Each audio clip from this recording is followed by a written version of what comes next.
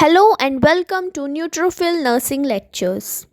Today we are going to talk about renal stone. Renal stone को हम दूसरे नाम से भी जानते हैं रीनल कैल्कुलाई. जैसे कि नाम से ही बहुत क्लियर हो रहा है, रीनल सिस्टम में कहीं पे भी किडनी, यूरेटर या ब्लैडर कहीं पे भी अगर स्टोन प्रेजेंट हो उसको बोलते हैं renal stone.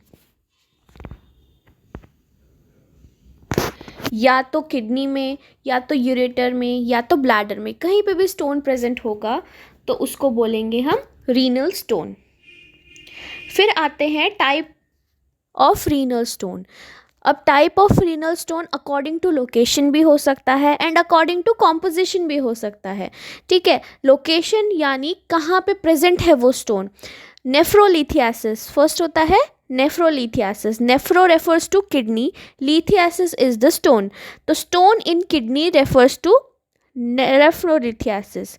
Stone in ureter is called urolithiasis. Uro refers to ureter and lithiasis is the stone. Cysto, bladder में अगर प्रेजेंट हो तो सिस्टोलिथियासिस.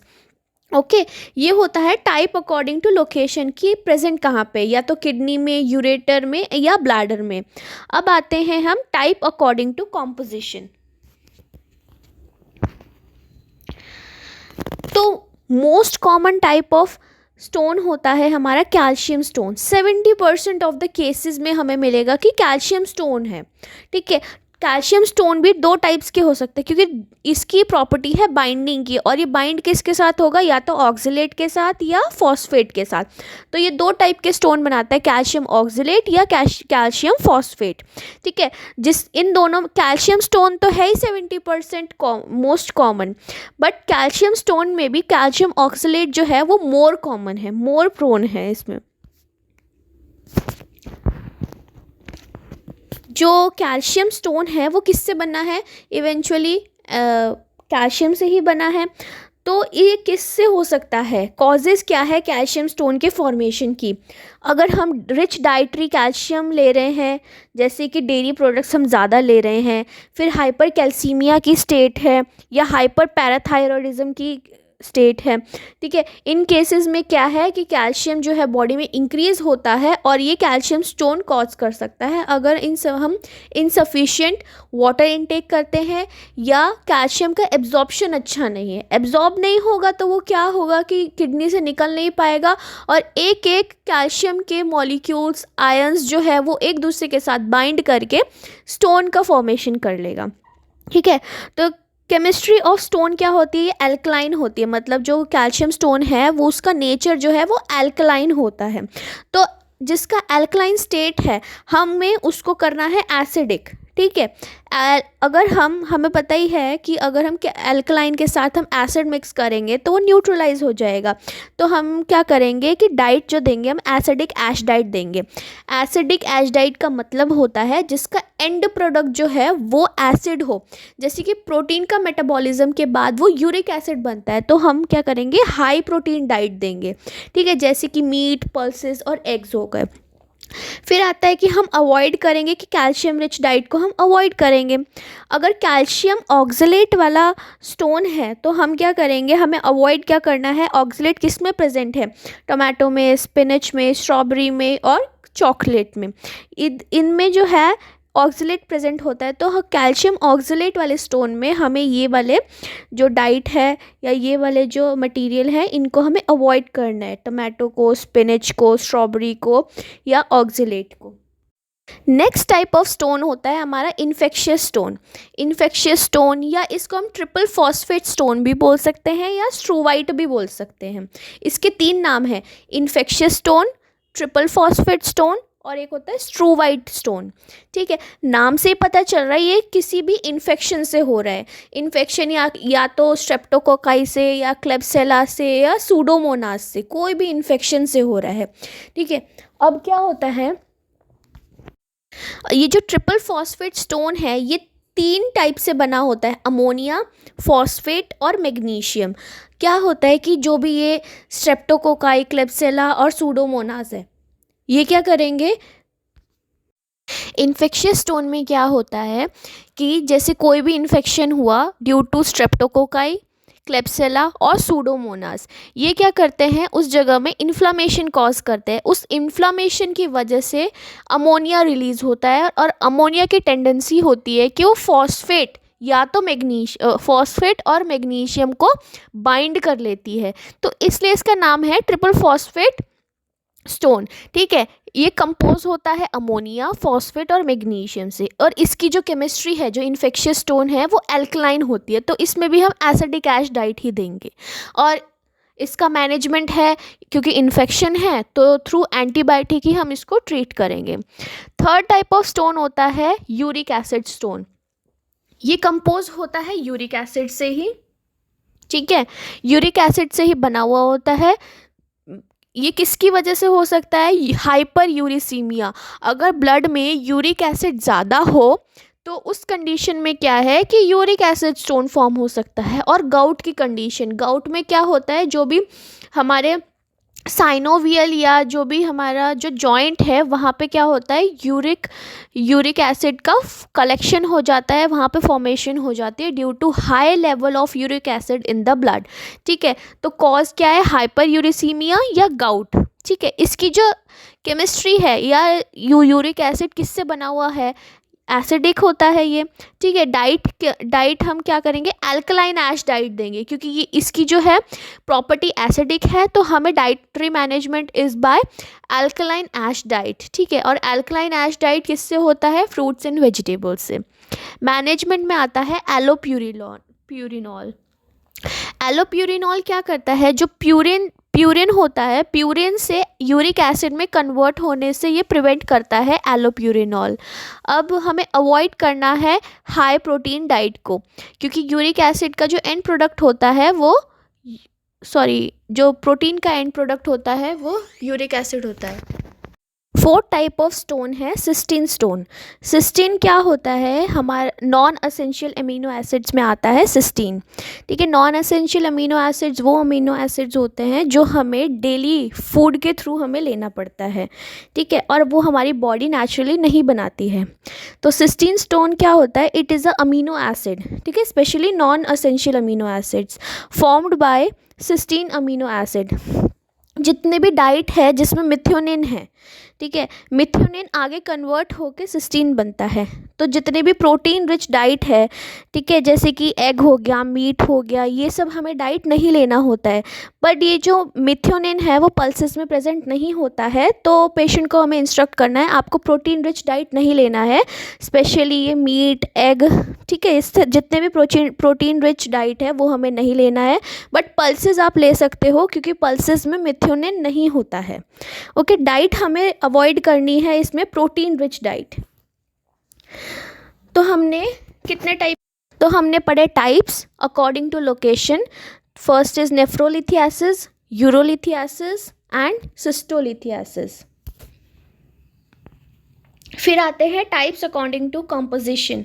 फर्स्ट इज कैल्शियम स्टोन, जो कि 70% केसेस में होता है। कैल्शियम के भी दो टाइप्स होते हैं, calcium oxalate and calcium phosphate. फिर आता है हमारा इन्फेक्शियस स्टोन, जिसको हम ट्रिपल फॉस्फेट स्टोन्स के भी नाम से जानते हैं, और स्ट्रूवाइड स्टोन। ठीक है, फिर आता है uric acid stone and then the cystine stone. Next is the sign and symptom of renal stone. First is pain. Pain इतना सीवियर और इतना शार्प होता है कि पेशेंट इसमें टॉलरेट नहीं कर पाता है। तो पेन किस टाइप का होगा, सीवियर, शार्प एंड रेडिएटिंग, मतलब वो एक जगह पे लोकलाइज नहीं रहेगा। According to type of location, कि कौन से एरिया में है, या तो किडनी में है, यूरेटर में है, या ब्लैडर में है, मतलब अकॉर्डिंग टू जो एरिया है जो स्टोन का पेन है वो रेडिएट होगा। अगर नेफ्रोलिथियासिस है तो स्टोन का पेन स्टार्ट होगा लंबार रीजन में, और अगर पहले हम मेल की बात करते हैं, लंबार रीजन में पेन स्टार्ट होगा और वो रेडिएट करेगा मेल्स में टेस्टीज में, और फीमेल में रेडिएट होके वो जाएगा ब्लैडर में। ये होता है नेफ्रोलिथियासिस में। अगर यूरोलिथियासिस, अगर जो स्टोन है वो प्रेजेंट है यूरेटर में, तो स्टोन का पेन स्टार्ट होगा लंबोसेक्रल रीजन में, और बोथ मेल एंड फीमेल में वो रेडिएटर होके थाई या ग्रोइन एरिया में ट्रांसफ़र होगा। सिस्टोलिथियासिस में यानी जो ब्लैडर में अगर स्टोन है तो ब्लैडर में ही कंसंट्रेट रहेगा, उसी एरिया में ही रहेगा, कहीं रेडिएट नहीं होगा। तो फर्स्ट हमारा साइन एंड सिम्टम था पेन, सेकंड है हेमेचूरिया यानी blood in the urine, third है नोजिया एंड वॉमिटिंग, फोर्थ है माइल्ड फीवर। ओके, फिर आते हैं हम डायग्नोसिस में। इसको हम डायग्नोस कैसे करेंगे? एक्सरे KUB यानी X-ray kidney ureter and bladder. Kidney ureter और ब्लैडर का हम एक्सरे करेंगे, या तो अल्ट्रासोनोग्राफी करेंगे, या तो इसका जो कन्फर्मेटरी डायग्नोसिस है वो है IVP इंट्रावीनस पाइलोग्राफी। मतलब जो हम डाई इंजेक्ट करेंगे पेशेंट के ब्लड सर्कुलेशन में, ठीक है, IV हम डाई इंजेक्ट करेंगे, फिर उसके बाद डाई किस तरीके से वो एब्जॉर्ब हो गई, किडनी किस तरीके से फ़िल्टर करके एक्सक्रीट आउट हो रही है, तो वहाँ पे हमें जब हम एक्सरे करेंगे तो हमें पता चल जाएगा कि स्टोन की लोकेशन क्या है, या तो वो किडनी में है या यूरेटर में है या ब्लैडर में है। तो IVP का यही मतलब होता है, इंट्रावीनस पाइलोग्राफी। फिर आते हैं मैनेजमेंट में। First management is medical management. Pain जो है हमारा प्राइमरी मैनेजमेंट होना चाहिए। अगर किडनी स्टोन का पेशेंट हॉस्पिटल में आया है तो हमें उसका पेन मैनेजमेंट जो है वो हमारा प्राइमरी केयर होना चाहिए। तो हम पेन किलर्स देंगे, मतलब अकॉर्डिंग टू प्रिस्क्रिप्शन, खुद से नहीं देंगे, डॉक्टर की प्रिस्क्रिप्शन से ही हम उसको पेन किलर देंगे। देन उसके बाद सिम्टोमेटिक मैनेजमेंट हम ट्रीट करेंगे, जैसे कि नोजिया वॉमिटिंग है तो हम एंटी एमेटिक्स देंगे, फीवर आएगा तो एंटीपायरेटिक्स देंगे, स्मूथ मसल रिलैक्सेंट्स देंगे। स्मूथ मसल रिलैक्सेंट क्या करेगा? जो जहाँ पे भी स्टोन है, स्पेशली स्टोन का एरिया, वहाँ पे वो मसल्स को रिलैक्स कर देगा, ताकि क्या है, स्टोन वो इजीली पास ऑन हो सके। तो इसलिए स्मूथ मसल रिलैक्सेंट भी दे सकते हैं। एलोप्यूरिनॉल देंगे हम उसको, और एंटीबायोटिक्स देंगे। हमने जब रीनल स्टोन के बारे में डिस्कस किया था कि उसका कॉम्पोजिशन क्या है, तो साथ के साथ हमने मैनेजमेंट भी किया था उसका स्पेसिफिक, कि अगर कैल्शियम स्टोन है तो हमें क्या करना चाहिए, यूरिक एसिड स्टोन है तो हमें क्या करना चाहिए, इन्फेक्शियस स्टोन है तो क्या करना चाहिए, या तो जो हमारा लास्ट वाला था कि सिस्टीन स्टोन है तो क्या करना चाहिए। तो उसके स्पेसिफिक मैनेजमेंट तो थे ही। ये जो है जनरल मैनेजमेंट है कि हम एंटीपायरेटिक देंगे, स्मूथ मसल रिलैक्सेंट देंगे, और उसके बाद एंटी एमेटिक्स देंगे या पेन किलर्स देंगे। फिर आता है हमारा सर्जिकल मैनेजमेंट।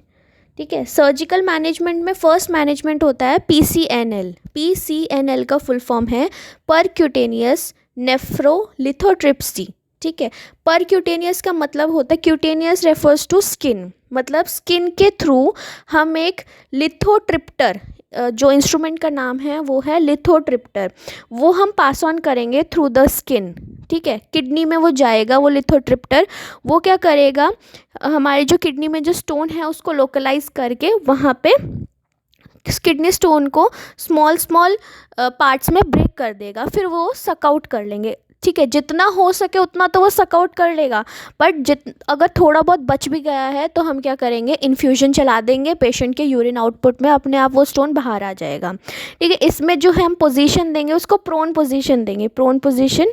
ठीक है, और ये इन्वेजिव प्रोसीजर, क्योंकि हम परक्यूटेनियस जा रहे हैं तो एक इंसिजन भी लगाएंगे। इंसिजन लगा के हम किडनी तक हम जाएंगे, वहाँ पे क्या करेंगे, अल्ट्रा वेव्स होते हैं, अल्ट्रासोनिक वेव्स के थ्रू हम जो है स्टोन को ब्रेक डाउन करेंगे स्मॉल फ्रेगमेंट्स में, जितना हो सके। फिर हमने स्टोन को रिमूव किया, पेशेंट का फ्लूइड इनटेक बढ़ाया, और साथ के साथ हमने IV फ्लूइड्स भी चलाया। ठीक है, IV फ्लूइड्स चलाएंगे तो अल्टीमेटली जो है यूरिन आउटपुट इंक्रीज़ होगा, और यूरिन आउटपुट इंक्रीज़ होगा तो क्या होगा कि जो बचा हुआ स्टोन है वो यूरिन के थ्रू वापस आ जाएगा। ठीक है, तो ये है PCNL प्रोसीजर, परक्यूटेनियस नेफ्रोलिथोट्रिप्सी।